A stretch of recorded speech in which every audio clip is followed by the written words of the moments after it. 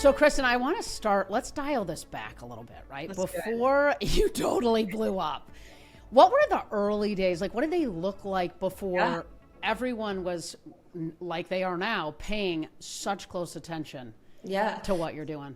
So truly, this all stemmed from just a love of mine and a hobby. That's where it all began. That's why it's like super authentic for me. And you know, my husband's been so fortunate to have such a long career in the league, and I'm his biggest fan. I love going to all the games, and I really like fell in love with the game of football. I didn't come from like the biggest sports family, so when I met Kyle and I started going to the games, I just like got so addicted to the energy of the game, and I just truly fell in love with the game, so I became the biggest fan. And I would go to every single one of his home games and away games. But at the same time, like, I'm a girl. I like to dress up, and I love fashion. That's what I've always been just a big fan of and what I've been passionate about. So I wanted to look good for his games.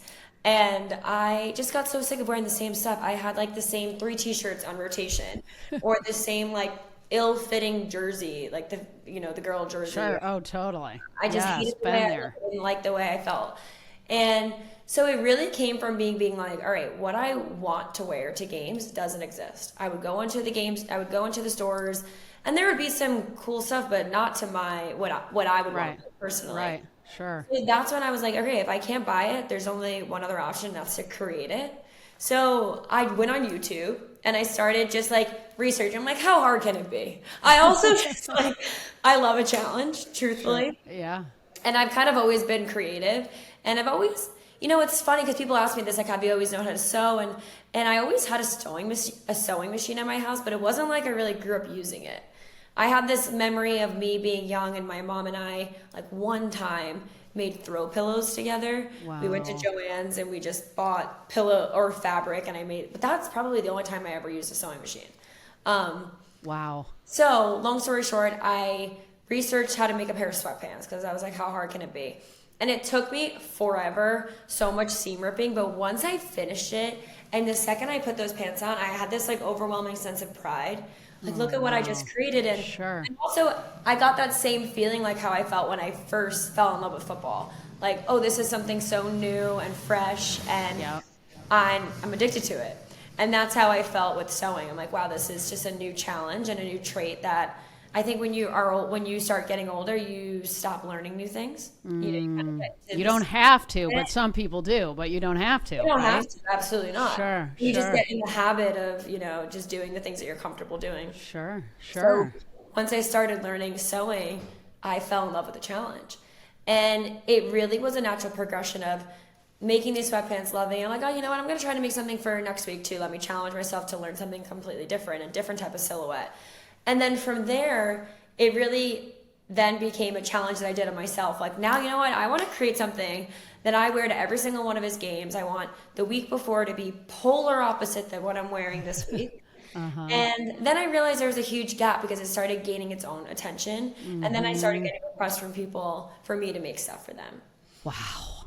And from there on, I would say the behind the scenes were a lot of late nights on the sewing machines, putting the pressure on myself just because I enjoyed it, staying up throughout, the night, sewing, seam ripping. On a ping pong table, right? Ping pong table. That's so killer. I love that. Well, I'm like, I don't have any other room to sew. I don't have a studio. And Kyle and I, we don't have any kids. So I'm like, we don't have a dining room. We have a ping pong table. Yeah. Hey. So now he no longer has a ping pong table. That's too. I think he kind of probably isn't too concerned about what he does have. Yeah, I don't though think so. Instead, and what you're doing. So, I mean, you started creating your own designs, right? You do the sweatpants, and then you're wearing the gear to the games, to Kyle's games.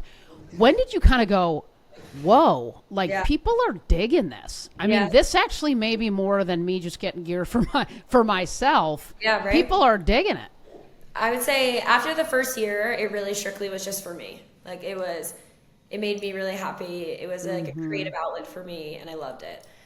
Year 2, I wanted to take it up a notch and try making even more unique silhouettes because I always believed that there was a market for this from day one. Okay. Because I'm also going to all the games, and I see that there are a ton of females at the stadiums, and the team stores are just like a sliver of the it is dedicated towards them. And I'm also a fan, and I know what fans want to wear. Like, I'm a people's person. Like, I get it. I understand. Like, we want options. Right. You don't just want the same t-shirt over and over again. No. So, and also I wanted to figure out how to bring in like beautiful quality into that as well. Because I think that has been lacking in the industry drastically. So I would say I always truly believed in it. It was me trying to get the world to believe in it with me. And so year 2 is when I was then started knocking on everyone's doors. And I really wanted to try to figure out how can I disrupt this industry and how can I break into it as well, because it's a really challenging industry to break into when it comes to sure. Yes. I had never manufactured anything in my life. I've also never worked in licensing before, which it can be like wildly overwhelming for somebody who, you know, there's so many rules and regulations and contracts and numbers. And so for me, I really went into it being like, let me try to see if I can collaborate with a brand and that can get my foot in the door. So I would then go on LinkedIn and first I would look at who has licensing in the NFL. And then I would message every single company on LinkedIn. I would go to like their, you know, their marketing advisors or who works on their collaborations. And I would just send them a cold email, send them pictures of the stuff that I've done. And to be honest, I would always get the meeting, but it would always then fall flat. Like, it would either be, we don't feel there's a space for it right now, or the timing just didn't align. Sure. But that's a big deal, by the way, to go like, hey, NFL, I want to take your logo and the Chiefs logo or the 49ers logo and throw it. I mean, that's a very difficult thing to do. Very challenging. And I heard hundreds of no's, right? Sure. But for me, I truly was starting like it all stemmed from what I wanted to wear. And so I never got discouraged to keep doing that. Right. So in the midst of me trying to build this business model and try to actually get licensing, I would continue to develop stuff for me to wear because I'm going to the games. Sure. And then I realized, okay, I'm having a hard time having people understand my vision for this. And the only way for people to really grab the attention is I got to get this on some other people besides myself and show, you know, the world that this isn't just something that I like, that this is something that other girls would like as well. And I really stood there and kind of brainstormed how to do that because I'm not a professional seamstress. And I think, you know, that sometimes can get lost in translation. Like, I didn't go to school for design. Right. And I am still learning as I go. Excuse me. So then I realized, what can I make for somebody that I can ship to them that doesn't have to fit them completely properly, and that I won't have time for a fitting. I won't be flying to them and, you know, seeing their measurements. So that's when I came up with the idea of a jacket. Also, being at a lot of the cold games, I remember like walking around and I'm always looking at what people are wearing when I go anywhere, honestly. Sure. And at these freezing cold games, you see a lot of men wear their huge puffer jackets and then they put their jerseys over their jackets because they want to represent their team even if they're freezing. Yeah. And that's kind of when I had my moment, being like, all right, why has there never been a jersey jacket? This seems so simple, right? Right. The most simple things are the things that we're lacking. Yep. And that's when I kind of got the idea as well. So that's when I really just started cold reaching out to everyone, being like, can I design you something? I would love to design you something. And that's kind of where that whole thing, you know, snowballed from there too. Right. Which is, well, and I want to unpack that for sure because that is so cool. But like what also comes up for me when I was a sports agent, I mean, I would see if it was a male player, right? Like the yo-yo that happens on the other end of that for wives, for families. Oh, absolutely. You know, athletes. I mean, these guys are injured, they're traded, they're released, they're, you know, all of it, right? Mm-hmm. And what I also think is so cool, I mean, you stayed true to something that you saw to be a gap, that was a way for you to be inspired and have sort of a purpose of your own. Yeah, absolutely. How have you stayed focused on that, right? Because it is easy to get on the end of that yo-yo and ride it. I mean, right? Like the checks are clearing, you're probably pretty good. So but you want something else for you. How have you done that? I think it's just great. It's awesome. Thank you. You know, I've come from a family of entrepreneurs and I've always been somebody who loves to work. I have a very busy brain. So if I'm not busy, it's challenging for me. Got it. And before this whole thing started, when I first moved out to California with Kyle, I had come straight from college. And when he signed for the 49ers, I was 22 years old, and I moved out to California, and it was really challenging for me because I was away from my family, away from my friends, searching what is my purpose? What am I going to do from work? I'm also like a typical college graduate that is lost, right? Not sure what they want to do. Sure. So I was trying everything. I was trying real estate. I got a job at my local Soul Cycle just to keep myself busy and also to just have camaraderie and meet people. And then from there, I actually opened up an online clothing boutique that I've always loved fashion. Okay. So I've always wanted to, get involved in it. And while I was doing that, it was called Origin at the time, but I had no idea what I was doing. Like I didn't trademark the name. I didn't know what I was doing. And I went to a local wholesale show and I was buying wholesale and I was, modeling it, shooting it myself, packaging it up myself, sending it out. I've always wanted to run a business and always wanted to keep myself busy and feel like I had purpose. Mm-hmm. And while I was doing Origin, and I really did love every second of it, I still felt like I was lacking being able to express myself creatively, which is when I started sewing for myself as well. So I was doing it. Okay. Yeah. And eventually, when I saw the momentum that the sewing was picking up and also recognizing how time consuming it is to sew, is when I, kind of closed the door on Origin and treated sewing as a full-time job for myself. Okay. It was rewarding for me, and it also was extremely time consuming. Sure. And I just couldn't balance both. So I kind of realized this is my next step. But everything really led me to that moment. Like if I didn't open Origin and start that and learn fashion and just learning more of the business entrepreneurial side of that. Sure. It really helped me with growing this. Sure. Well, and I've always been very busy. That's what it sounds like. And you've always had your own thing, your own jam, your own sort of passion, if you will, that you stayed curious about, and which is so important. It's so important. And for me, I was always so motivated by my husband. I mean, he wakes up with a smile on his face 24/7 when he's, this football season can be grueling. It can be very long. There's 0 days off. Right. And your body, it's like, they say it's equivalent to getting in a car accident every week. Your body hurts, but he loves it. He's so passionate about it. Yeah. And I remember just being next to him and being like, gosh, I want to wake up that morning, every morning. Oh, cool. So passionate about something. Sure. And I was always kind of searching for that. Wow. And I'm so fortunate that That's I found awesome. Yeah, for sure. Yeah. And you're young, right? So there's probably a lot of chapters to this book. But tell me, I think this is just so cool, right? So you've worked with Brittany Mahomes, Simone, Biles, Caitlin Clark, Taylor Swift. And these are endorsements, not because you're paying them, right? But because, because it's an incredible product that they love, which is the absolute best kind of endorsement to ever really have. And so get me kind of under the hood on these collabs. Yeah. So because they're powerful, they're killer. Truthfully, obviously. When that year that I was really being able to dress everyone, it was me just putting myself out there and knocking on everyone's door, being like, please let me design something for you. Uh-huh. And you're going to the Y. You're going to Taylor Swift. Not the Y's, but the. I'm DMing Simone and I'm saying, I would love to dress you. I understand the culture too of being, a wife or a girlfriend of everyone's looking at what you're wearing. Sure. And especially nowadays, right? People are so interested in fashion and so interested in the life outside of the player and their surrounding area of it. So I know the girls want to look good. So I just, reach out to everyone. I would love to design you something. And I also didn't have licensing at that point, right?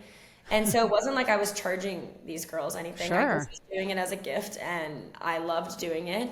And I also was upcycling too, which was a lot of fun for me. Upcycling.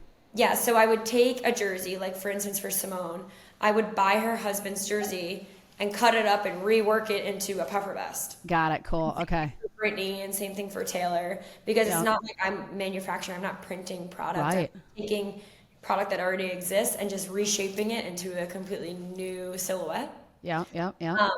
So truthfully, from this whole thing, I just was knocking on everyone's door, trying to disrupt the industry just realizing I've always kind of like never been scared to put myself out there because I'm always, what's the worst that's going to happen? Like they don't answer or they say no. And Awesome. I'm in the same position that I'm in now. Yeah, right, exactly. It's awesome. The world needs more of that. Totally. Yeah. So that's kind of like what really was the behind the scenes of dressing as many people as I possibly can. Also trying to just gain attention for my designs because dressing myself just wasn't garnering the attention that I thought it deserved. And then, I mean, Taylor Swift wears your jacket, which is just absolutely insane exposure. And a lot of people didn't know that it was your design. Yeah. So, and then sort of that gets out. And Kyle, what I love is his support in that. I mean, like that is killer. Yeah. Well, yeah, tell me. That's so cool. We're such a team, him and I. And yeah, he also like saw all the energy and time that I was putting into this, especially when it came to Taylor and Brittany's jacket, because I did that in like a 4-day turnaround. And so I was pulling all-nighters every single night to try to somehow, and it was really more so me, just a possibility. When Brittany reached out for me for the jacket, it was really like, hey, I would love to make Taylor one as well. If I make her one, will you gift it to her? Will you just hand it to her? And that was it. Like, it wasn't like, there was no communication with her, and there wasn't like a collaboration on design whatsoever. Right. It was me just putting myself out there and shooting my shot and being like, if she wears it, it will be absolutely incredible. If she doesn't, it's okay. Like, I had fun making it. Yeah. And so I was killing myself those 4 days trying to get those jackets made. Wow. And so, when she did wear it, which was one of the most incredible moments for me, and I also like knew it would be a big deal, but I guess I didn't realize like how much of a big deal and how much I knew she's powerful, but I didn't realize like how much power this one woman really has, just wearing a jacket. But I also think it was just like the perfect storm.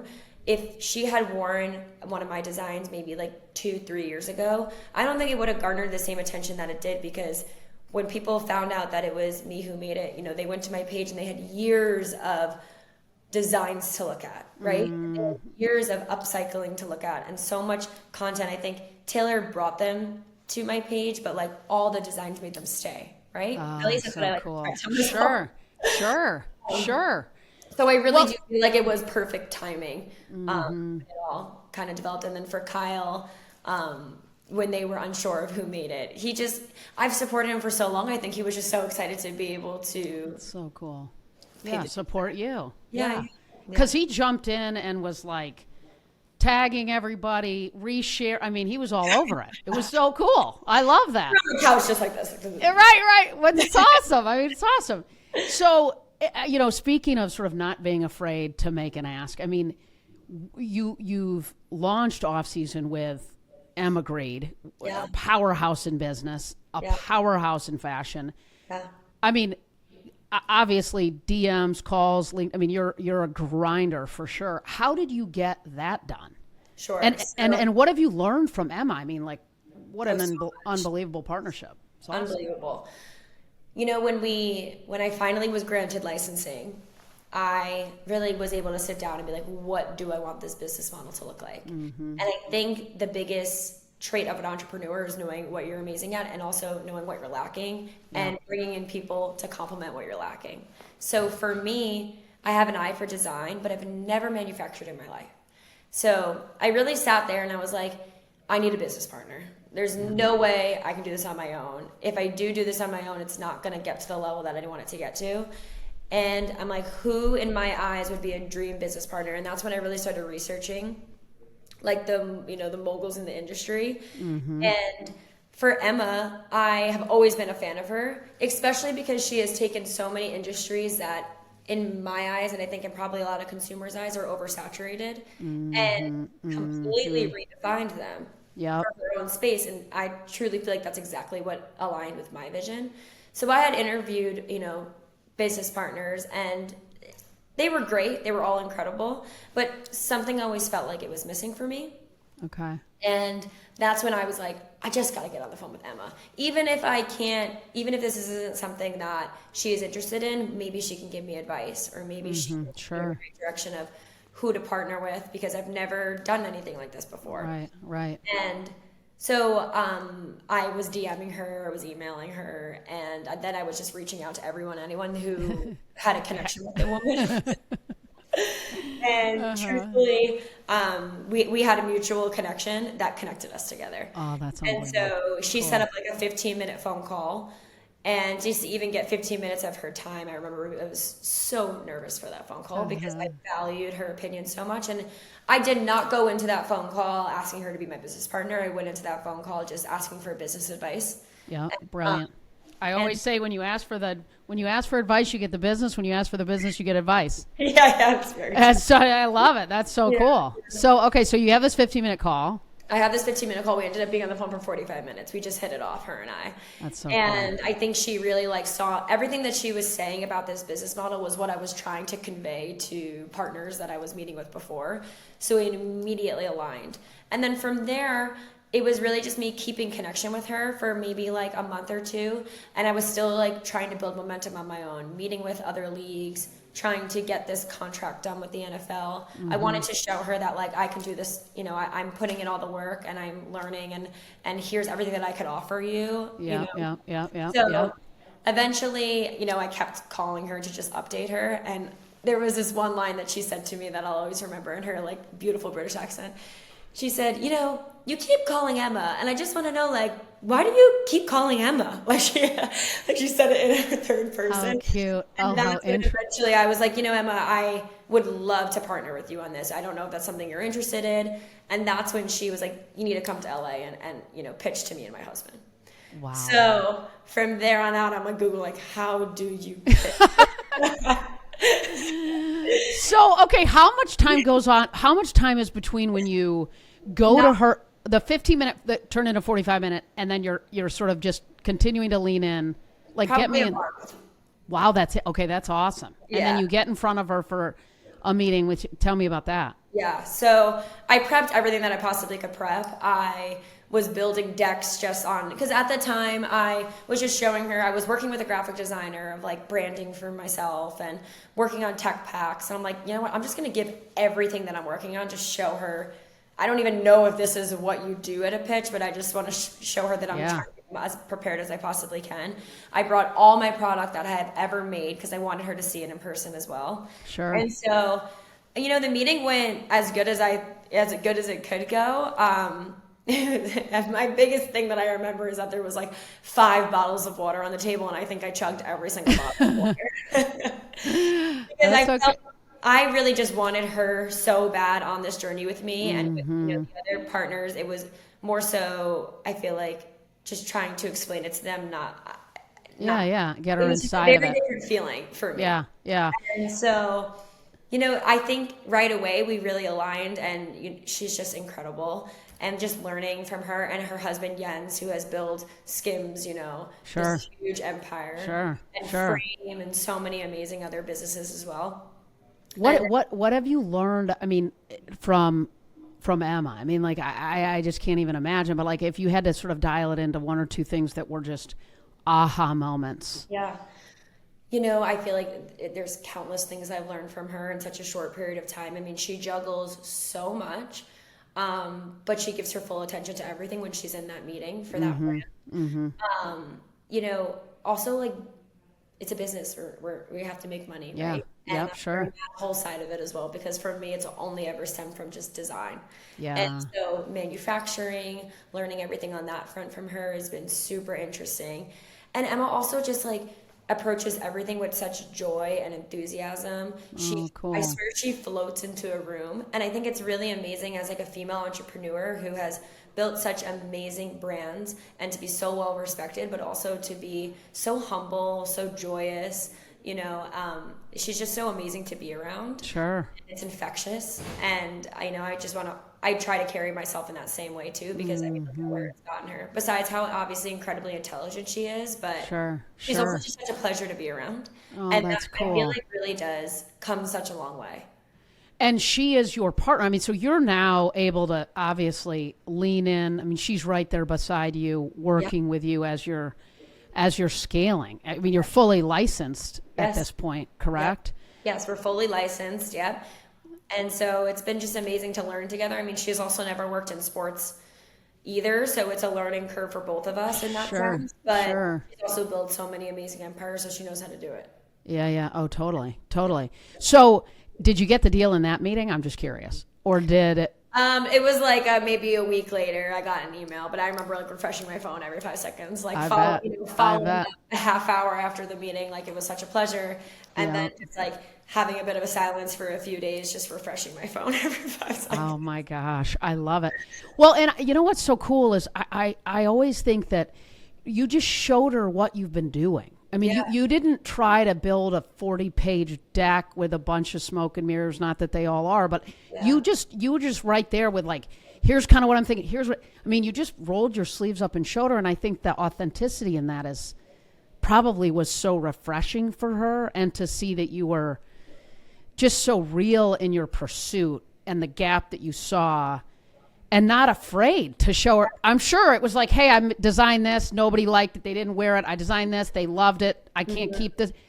I mean, was it a little bit of that relative to just the rawness of the conversation? I think also just showing like what I built from nothing, truly. Like, you know, it stemmed from me going on YouTube, learning how to make sweatpants. And it's been such a natural evolution. And I think storytelling is such a big play in businesses. Totally. And to be authentic to yourself. I mean, nobody wants to buy a product that doesn't make sense to you. And for me, it's like, I will only put anything out there that I would want to wear to games. And I think everyone will see in future drops, there will be a lot of repetition of what I've made in the past that I, you know, wasn't able to obviously make for everyone. And I want everyone to be able to have those things. Yeah. So, you know, it's really just like a natural evolution of my story. Yeah, it's so cool. And here's the thing. I love that you use the tagline, make the first move, like you use it a lot. And I love it. And so I was thinking about that tagline. My husband too. What's that? I know, that's where I was going. I was like, it got me thinking, Kristin. I was like, okay, wait, she did this with Kyle. She messaged him first. You asked Brittany to connect you to Taylor. You DM'd Emma. Yeah. Like, so what I love is that you're not afraid to go after what you want, right? Yeah. And how do you think your life is different because you're not afraid to make the first move? Because I think that's something that all of us can learn from. It's changed your life clearly from who you're married to who your business partner is, to where is that coming from, and what advice do you give people on how to have a little more of that Kristin in them? You know, I feel like it's funny to reflect, because like when, you know, you think of like your personality, it's like, I wouldn't say that I am like an aggressive whatsoever. No, and then when I like look back at those type of things, I'm like, oh, I guess I got that. But I think from like an early age, I lost my mom when I was like relatively young. Yeah. And I think that really shaped me into learning that like nothing is going to happen for you unless you do it yourself. And I also didn't have that like parent pushing me to do anything really. I think my whole life, my mom was really struggling with sickness. And so I never really had like that.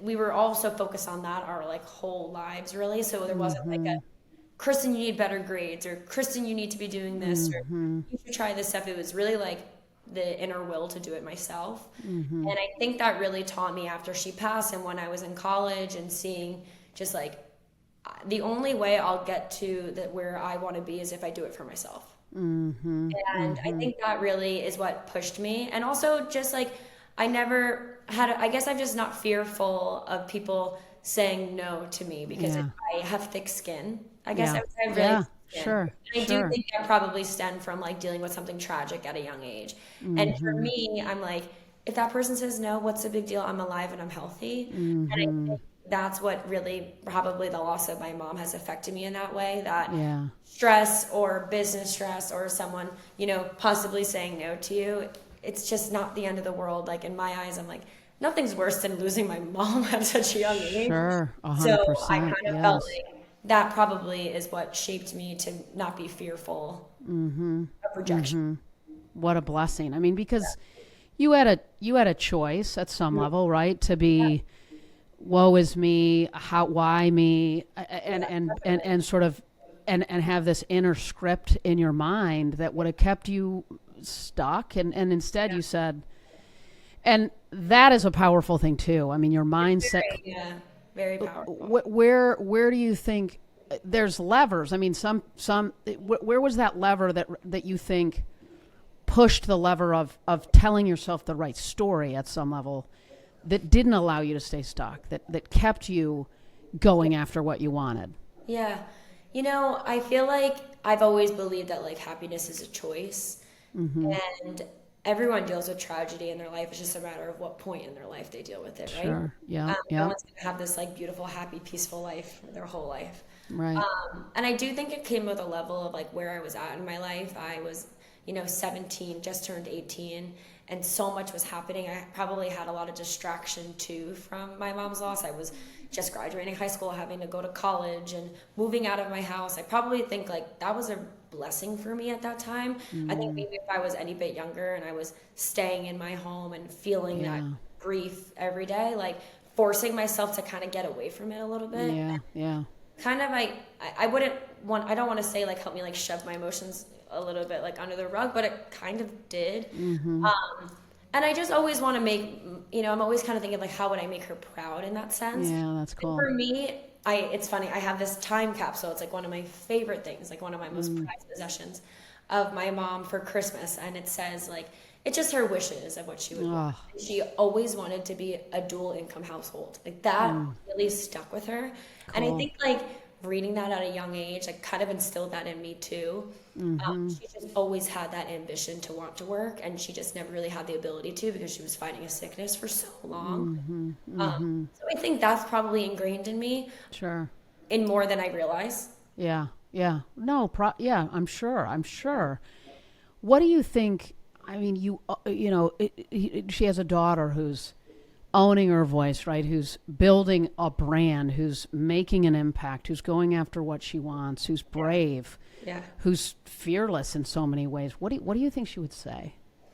No, I mean, she'd be so incredibly proud. I think this is like so beyond my wildest dreams, let alone her wildest dreams. I mean, my dad is so incredibly proud of me too. I mean, I bet. To not put him aside, like he's been an entrepreneur his whole life, and I definitely have that gene in me. So, I mean, I just think it's, everything timing happens for a reason, and I always like to sure. bless her for that. I think she definitely aligned me in helping me with the timing. And also, I think it's important for people to realize like rejection in my eyes, when I look back at my story, has been such a blessing, because I think if something were to happen maybe a year before, I wouldn't be where I am today. Maybe it would have hindered me or hindered my growth. So to just always trust the process and always know that like, as long as you keep yourself motivated and keep yourself on track with your purpose, it's all going to align the timing that it's supposed to be. I love that perspective that you have. I mean, the timing is what it should be. It's incredible. Speaking of timing, off season, I mean, what's next? Like, I'm thinking it's a Michigan State tennis, like it's cold up there. You know what I mean? Good. We have so much coming up, and I'm so excited for it. We really believe that timing is everything. And so we wanted to get these puffers out during football season last year. And I think, we were able to finally get it out, but we have so much more coming, and we're excited to launch a ready-to-wear collection outside of our puffer jackets. And I'm just so excited to give some fresh, unique styles, especially for females, because I think that's been lacking for a while. And we kind of have this like elevated loungewear coming up next, and it's these beautiful corsets that are almost a fleece material, and the boning of it is very flexible, so they're comfortable. Wow. And we have these amazing cargo shorts, and the quality is just so top notch, and that's what I really want everyone to associate us with, because I think that that's been lacking in the industry on top of design. The second you buy off season, like you feel it and you understand it, and you know that this will be in your closets for decades, passed down to your children. This isn't something that will fall apart in the wash by any means. Right. And so I just am so excited for everyone to see all the different designs that are coming, and really merging fashion and sports. I mean, that's what that's what we're all about at off season. I love that. I just can't wait to everyone to get their hands on it. When does it drop? You know what? That is a great question, and I will get you that date. Okay, yeah, and in between, we have a bit of a window right now. got it. So Okay, we will get you the date. all right. Well, we'll throw it in the show notes too, for sure. Okay, I mean, that's perfect. unbelievable. All right, so I'm going to hit you with some rapid fire Okay, let's do to it. wrap up. The first thing you ever sewed. Sweatpants. Oh, lie. That's a lie. Yeah, Halloween costume. that's what I read, girl. That's cool. Yeah, Yeah. it was one time Kyle and we go to a Halloween party for the 49ers every year, and I just got motivated to make something because I couldn't find it online, and I made Justin and Britney Spears VMA denim on denim So look. cool. That's so cool. That's so cool. Who do you dream about seeing in off-season gear that isn't in it yet? Like Yeah. who So many people. I mean, my husband and I are such a big fans of LeBron. It would be a Yes. dream to get LeBron in something, maybe like a Bronny jersey, maybe him and his go. son. Oh, spliced cool. together. That's killer. That's Yeah, that cool. would be amazing. What's been the most challenging part of, of building your brand, of building this brand? What's been the most challenging? I think learning manufacturing, I think dealing with all the uncertainty of business, this is my first time, dealing with business models, and we're facing with the tariffs right now, and all the uncertainty of the world, and I think that's been a big challenge. Like, all I've ever focused on is strictly design, so just learning the business aspect of it has definitely been a challenge, but Yeah. it's also learning something new, so I'm enjoying that. What's been the most rewarding? Seeing fans wear I off bet. season and just That's so having cool. them, we really built a community, and that's, to me, what's been the most rewarding thing. Going to away games, and normally, you'll get booed at if you're wearing the opposing team's colors or jerseys, and instead, people are like, "You're wearing off season," or "I love your designs." That's been so amazing. It's built this community throughout the NFL, whether you're wearing different colors or different teams. So Oh, it's been super I love it. So who is a game changer, or what is a game changer that inspires you, and why? Yeah. I can list so many. Off the top of my head, I would say Caitlin Clark. She is just a positive disruptor to the industry. Totally. Yep. Has completely changed and shaped women's sports, let alone women basketball, really women's sports as a whole. Yeah. I just look up to her so much for what she's done, and she's been so authentic to herself, and so graceful in the role too. I'm sure there's a ton of pressure on her for how much she's shaped the whole league. So I would say Caitlin. I think she eats pressure for breakfast, right? Yeah, yeah. I think she does. I think she loves it. That's like Billie Jean King said, right? It's a privilege. It's a privilege. This was super fun. Congrats on what you've built. Congrats on doing it your way, authentically.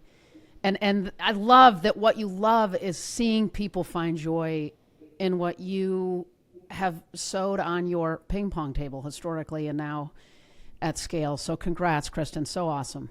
Thank you, Molly. This was so much fun.